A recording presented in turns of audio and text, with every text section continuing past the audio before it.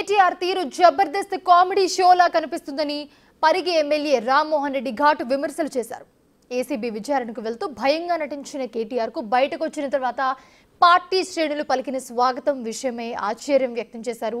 కేటీఆర్ స్వతంత్ర సమరయోధుడు అన్నట్లుగా స్వాగతం పలికారంటున్న రామ్మోహన్ రెడ్డితో మా ప్రతినిధి ఫేస్ టు ఫేస్.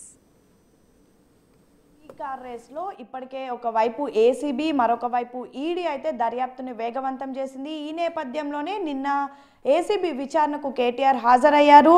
దాదాపు సుదీర్ఘంగా విచారించిన తర్వాత కేవలం 4 క్వశ్చన్లను మాత్రమే అటు తిప్పి ఇటు తిప్పి నన్ను అడిగారు. అంతకు మించి ఎటువంటి క్వశ్చన్స్ అడగలేదు. అసలు ఏసీపీ దగ్గర ప్రాపర్ ఇన్ఫో లేదు. కావాలని ఇదంతా కూడా రేవంత్ రెడ్డి ఆడుతున్నటువంటి నాటకం, ఇది ఒక లొట్ట పీసు కేసు అంటూ కూడా కేటీఆర్ చెప్పారు. నిన్న కేటీఆర్ ఏసీబీ విచారణకు పోయే ముందు భయంగా వెళ్తూ మాట్లాడడం అనేది మనం చూసినాం. అదేవిధంగా బయటకు వచ్చిన తర్వాత ఎక్కడ జైలుకు పోతారా అని బయటపడ్డా అనే సంతోషంతోన ఎగిరెగిరి పడి మాట్లాడుతున్నాడు. ఇదంతా కూడా చూస్తే ఎట్లా అనిపిస్తుందంటే ప్రజలకు జబర్దస్త్ మనం టీవీ సీరియల్ చూస్తుంటాం. ఆ సీరియల్ ఎట్లా డ్రామా చేస్తారో ఈ డ్రామారావు ఆ విధంగా డ్రామా చేస్తున్నాడు. ముఖ్యంగా 55 కోట్ల రూపాయలని విదేశీ ఖాతాలకి మన రాష్ట్ర ప్రభుత్వ ఖజానాలో పేదవాళ్ళు ట్యాక్స్ల రూపంలో కట్టిన డబ్బుని ఇలాంటి అనుమతులు లేకుండా, క్యాబినెట్ అనుమతి లేకుండా, election model code of conduct ఉండంగా ఏ విధంగా అయినా మళ్ళిస్తాడు? రిజర్వ్ బ్యాంక్ ఆఫ్ ఇండియా దగ్గర మన రూపీలో ఉన్న దాన్ని డాలర్లో మార్చి విదేశాలకు పంపాలంటే ఫెమా యాక్ట్ కింద కూడా ఇతను ఆల్రెడీ శిక్షకు గురవుతాడు. ఏ విధంగా ఇన్వాయిసింగ్ అయింది, ఇన్వాయిస్ రావాలి, మనకు ఇన్వాయిస్ రావాలి, ప్రొసీడింగ్స్ జరగాలి. ప్రొసీడింగ్స్ ఏంది? ఇన్వాయిస్ వచ్చిన తర్వాత ప్రొసీడింగ్స్ ఎవరు తయారు చేసారు? ఆఫీసర్స్ తయారు చేస్తారు. ఆఫీసర్స్ తయారు చేసినప్పుడు ఎవరి ఇన్స్ట్రక్షన్స్ తయారు చేసారు? ఓరల్ ఇన్స్ట్రక్షన్సా, రైటింగ్ ఇన్స్ట్రక్షన్సా? దాన్ని అప్రూవల్ చేయాలి. అప్రూవల్ ఎట్లా? బై ఫోన్ చేసిండా, ఓరల్గా చేసిండా? ఇవన్నీ విషయాలు కూడా కులంకుశంగా ఖచ్చితంగా ఏసీబీ అధికారులు కానీ ఇంకో అధికారులు కానీ ఎక్కడైనా సరే ప్రొసీజర్ అన్నది ఇదే. ఏ విధంగా పేమెంట్ చేసినావు, ఎట్లా పేమెంట్ చేసినావు, వాళ్ళ అకౌంట్కి ఎట్లా పోయింది, అక్కడి నుంచి ఇంకెక్కడికి పోయింది, ఇవన్నీ కూడా విచారణ లోపల తేలుతాయి. ఇది మొట్టమొదటి విచారణ. గతంలో కూడా మీరు చూసారు లిక్కర్ కుంభకోణంలో కవితను కూడా అప్పుడున్నటువంటి ఈడీ అధికారులు పిలిచినప్పుడు మొట్టమొదటిసారికే ఫైనల్ చేయరు. వాళ్ళు ఎన్నో అవకాశాలు ఇస్తారు. ఎందుకంటే మన దేశం లోపల బాబాసాహెబ్ అంబేద్కర్ గారు రచించినటువంటి మన రాజ్యాంగం ప్రకారం ప్రజాస్వామ్యంలో ఎన్నో అవకాశాలు పౌరులకు కల్పిస్తారు. వాళ్ళ దగ్గర ఏమైనా నిజమైన ఇన్ఫర్మేషన్ ఉంటే ఇంకోసారి ఇవ్వచ్చు. ప్రభుత్వం దగ్గరనే ఇంకేమైనా ఉంటే, పోలీసుల దగ్గర ఇంకేమైనా ఆదేశాలు ఉంటే ఇంకోసారి అడగొచ్చు. ఇప్పుడు అరవింద్ కుమార్ని అడిగినారు సపరేట్గా, అదేవిధంగా కేటీఆర్ని అడిగిరు సపరేట్గా. ఈ 2 విషయాలను కూడా కోఆర్డినేట్ చేసి నెక్స్ట్ మీటింగ్లో అడగొచ్చు. మీరేమో బాబాసాహెబ్ అంబేద్కర్ రాజ్యాంగం నడుస్తుంది అంటున్నారు, కానీ తెలంగాణ రాష్ట్రంలో మాత్రం రేవంత్ రెడ్డి రాజ్యాంగం నడుస్తుంది అని ప్రధానంగా ప్రతిపక్షాలు చేస్తున్నటువంటి ఆరోపణలు, దీన్ని ఎలా చూస్తారు? ప్రజలందరికీ కూడా తెలుసు. గతం లోపల ఆ రోజు కేసీఆర్ ముఖ్యమంత్రిగా ఉన్నప్పుడు నేను 14లో ఎమ్మెల్యేగా ఉన్నాను పరిగి నుంచి.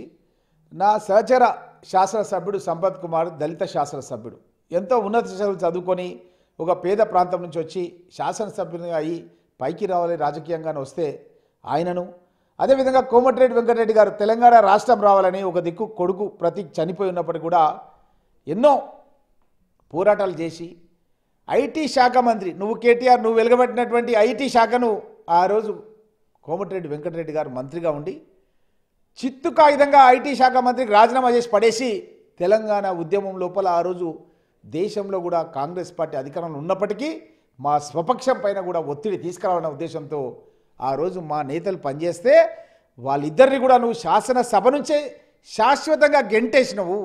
రాహుల్ గాంధీ గారు మాకు ఒక అడ్వకేట్నిచ్చి సుప్రీంకోర్టులో కేసేస్తే ఎక్కడ ఓడిపోతామన్న భయంతోన 8 నెలల ముందే శాసనసభను రద్దు చేసి దొంగదారిన నువ్వు ఎలక్షన్లకు పోయి గెలిచినావు. లేకపోతే 18లో కూడా నువ్వు ఓడిపోతుంటివి, నీ గవర్నమెంట్ రాకుండే.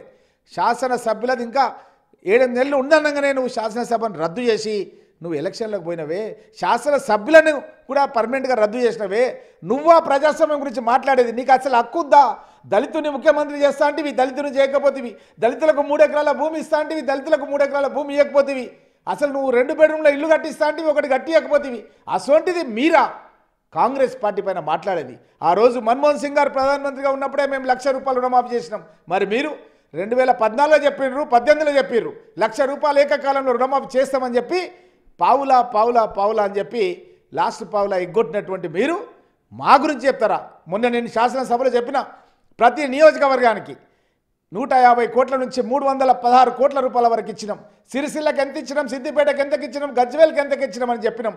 మాకు పార్టీలు కాదు ముఖ్యం, ఆ ప్రాంతంలో ఉన్న రైతులు ముఖ్యం అని చెప్పి 21,000 కోట్ల రూపాయలు రుణమాఫీ చేసినాం. నిన్న ఏసీబీ విచారణకు వెళ్తున్నటువంటి సమయంలో నేను అప్పుడు రాష్ట్ర మంత్రిగా ఉన్నాను, ప్రజల శ్రేయస్సు కోసమే అప్పుడు నేను చేశాను, అరపైసా అవినీతి కూడా చేయలేదు, ఇదంతా కేవలం కావాలని నా పైన బురద జల్లుతుంది కాంగ్రెస్ ప్రభుత్వం అంటూ కూడా కేటీఆర్ సవాల్ చేశాడు. దీన్ని ఎలా చూస్తారు?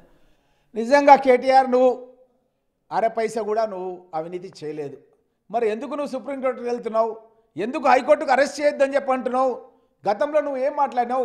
జైలుకు పోవడానికి సిద్ధంగా ఉన్నా, నన్ను అరెస్ట్ చేయండి, నేను యోగా చేస్తా జైలుకు పోయి, వేరే వాళ్ళందరూ ముఖ్యమంత్రులు అయిన జైలుకు పోయి నేను కూడా ముఖ్యమంత్రిని అవుతా అన్న విధంగా నువ్వు పలికినవే. మరి ఎందుకు ఈరోజు హైకోర్టుకి వెళ్తున్నావు? ఎందుకు ఈరోజు సుప్రీంకోర్టుకి వెళ్తున్నావు? అంటే నీది ద్వంద్వ నీతి. నువ్వు బయటికి ఒకటి మాట్లాడుతున్నావు, లోపల ఒకటి మాట్లాడుతున్నావు. కాబట్టి నిన్నెవ్వరు నమ్మే పరిస్థితి లేరు. గతంలో కూడా నువ్వు ఇట్లే మాట్లాడినావు. మా ముఖ్యమంత్రి కొడంగల్ లోపల లగచర్ల లోపల భూసేకరణ చేసి 15,000 కోట్ల రూపాయలు నిధులు తీసుకొచ్చి 30,000 మందికి ఉద్యోగాలు ఇవ్వాలని చూస్తే నువ్వేమన్నావంటే నీ అల్లుడు సత్యనారాయణ రెడ్డి గురించే నువ్వు భూసేకరణ చేస్తున్నావు. ఒకసారి మొన్న శాసనసభలో ఏమన్నావంటే అదాని గురించి చేస్తున్నావు. నేను అడిగినా నువ్వు ప్రూవ్ చేయి, నిజంగా వాళ్ళ అల్లుడు సత్యనారాయణ రెడ్డి గురించో అదాని గురించో నువ్వు ప్రూవ్ చేస్తే పరిగి ఎమ్మెల్యేకి నేను రాజీనామా చేస్తా, లేకపోతే నువ్వు రాజీనామా చేయడానికి సిద్ధమా అని చెప్పి నేను మాట్లాడితే నువ్వు సపోర్ట్ చేయలేదే. అదేవిధంగా మీ బావ గతం లోపల ప్రాణహిత చెవెళ్లకు కాంగ్రెస్ పార్టీ నాయకులు మొబిలైజేషన్ అడ్వాన్సులు తీసుకుంటున్నారు. నేను ఆర్టీఐ కింద తీసుకున్న కాగితాన్ని చూపించిన, దాంట్లో మొత్తం కూడా సీమాంధ్ర ప్రాంతానికి సంబంధించిన మీ మిత్రులే ఉన్నారు, కాంట్రాక్టర్లు, మా వాళ్ళు ఎవరు లేరు. నేను కాగితం ఇచ్చి నువ్వు మాట్లాడు, నువ్వు మాట్లాడకపోతే నువ్వు రాజీనామా చేయాలి అని చెప్పి మాట్లాడితే కూడా ఆ రోజు హరీష్ రావు రాజీనామా చేయలేదే.